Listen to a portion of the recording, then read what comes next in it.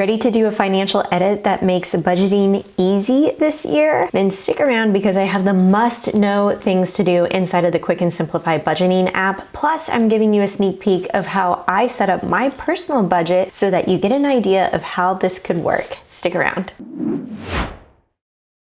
Welcome back to the channel. I'm your host, Justine. So when it comes to budgeting and using budgeting apps, you gotta set it up so that it really reflects your real spending and your real expenses. And I'm gonna show you all of the tips and tricks that you can utilize inside of Simplifi. First, you'll wanna take an inventory of bills. So when we open up the budgeting app, what you want to make sure is that all of your bills are accounted for by going into your spending plan. So using the web app, I'm just going to hover over the left menu and click on spending plan, and then I'm going to click on bills. From here, you can see what bills have already been paid and what bills are upcoming. Then you can make any adjustments, if anything is missing, by clicking on add bills, the little purple, and then looking for that transaction inside of your transactions pop-up screen, and then make it a recurring bill. Next, ensure budgets and rollovers are set up. You'll want to make sure that your budget is set up by heading over to the spending plan and then clicking on planned spend for the month. Now you can use these little arrow buttons here to toggle between the months, so you can fast forward, you can actually go back and see how your spending looked like for the previous month. But in the current month, you'll want to make any adjustments to things in your planned spending, such as any annual subscriptions, or maybe you have an upcoming vacation that you want to account for. Plus, rollovers are a really great way to have any unused money roll over into the next month. Now, I like to use this for fun money so that I can see the benefits of not spending as much budgeted money as I thought, and it's like a little extra bonus for the next month. So if you go into that specific category and you click on fun money, then you would click on the little three dots by planned spending, and then you can hit edit expense series, and then from here a little pop-up window is going to open up, and then you can toggle on roll remaining balance over each month. Now you can set an opening rollover amount or just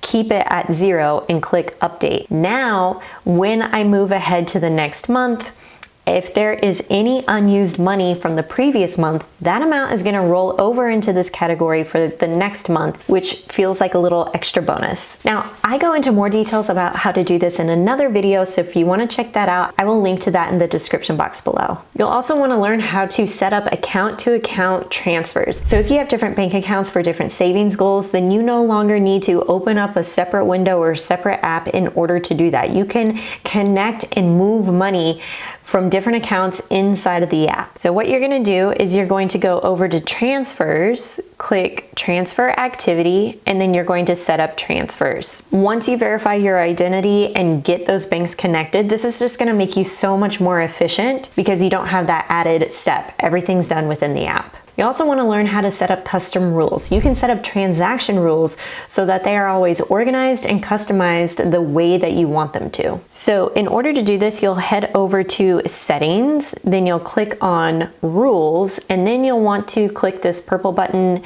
add rule, and then you can either do this a couple of different ways. The payee rule, which assigns certain keywords to a payee, or you can customize by category by assigning a specific category to a payee. So if we go back to rules here, you can actually see that I've done this so that I can visually see. Sometimes when you have a transaction that comes across in your credit card statement, it has a whole bunch of numbers or random words that don't really fit. Maybe you just want to simplify things. So one of the first things I did was, if the original statement says Roku for Disney Electronics, let's just rename that to Disney, because I know this is Disney Plus, and update that category to subscriptions. Now every single time that transaction comes through on Simplifi and it says Roku for Disney, Simplifi is automatically going to categorize that and update the name according to this rule. I think this makes it so much cleaner to take a look at so that I understand exactly what I'm seeing.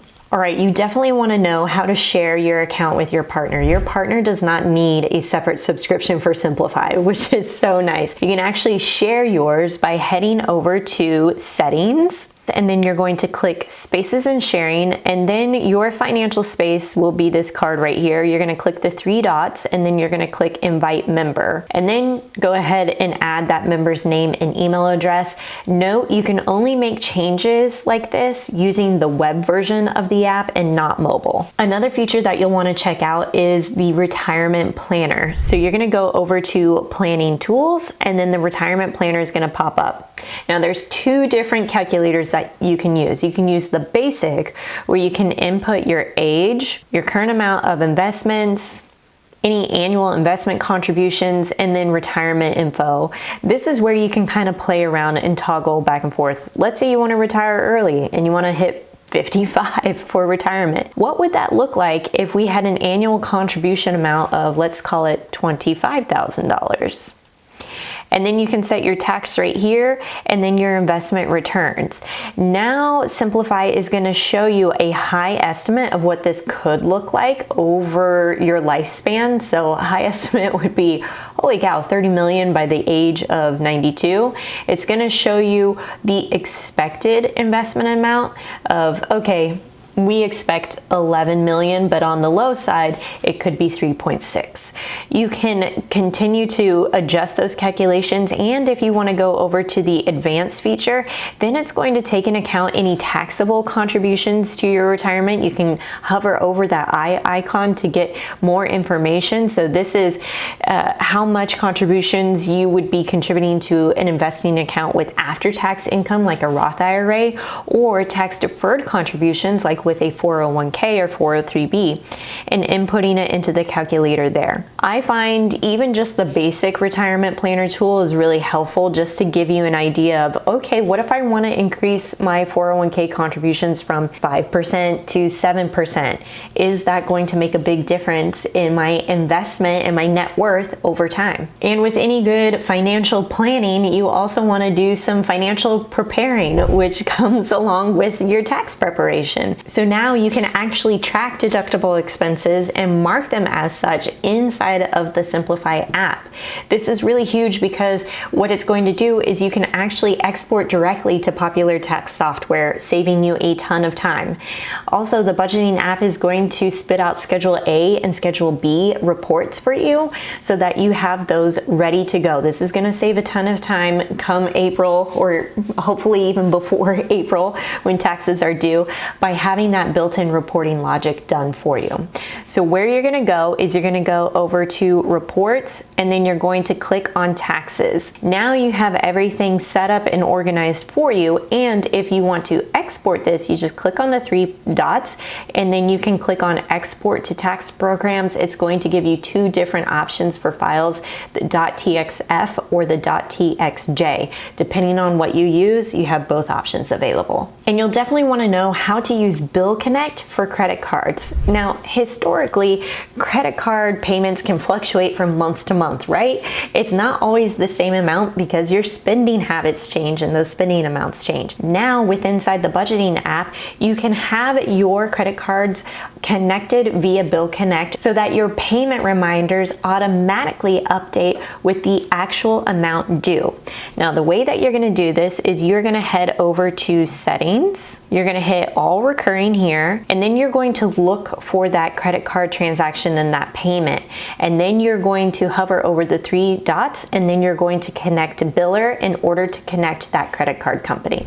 So which of these app actions are you tapping into? If there's something that you would like for me to demo even further, or demo something completely different, let me know in the comments below. I think the more that we can demo this, the more likely you are going to continue your budgeting habit and get after your financial goals.